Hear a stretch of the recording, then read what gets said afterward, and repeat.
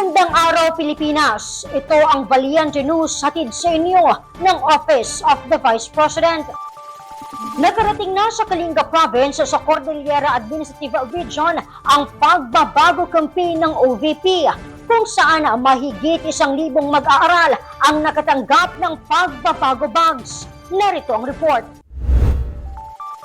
Tumulak ang Office of the Vice President Cagayan Valley Satellite Office sa Kalinga Province, Cordillera Administrative Region upang mamahagi ng pagbabago bags. Mahigit 1,000 mag-aaral mula sa 13 malalayong paaralan sa probinsya ang nakatanggap ng pagbabago bags na naglalaman ng school supplies at kapote. Itong mga bag, mga pencils, mga school supply po ninyo, nagpapasalamat ako at saka sa effort ninyo na sana hindi kayo magsawa na puntahan kami para naman at least maramdaman ba namin na may mga tao palang katulad yung tumutulong.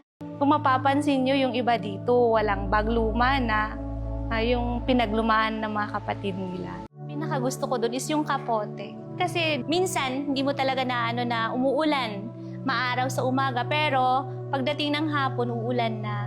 So makikita yung mga bata, hindi sila makaalis, minsan pa nga nagagabihan. Ang pagbabago campaign ay kabilang sa flagship program ni Vice President Inday Sara Duterte.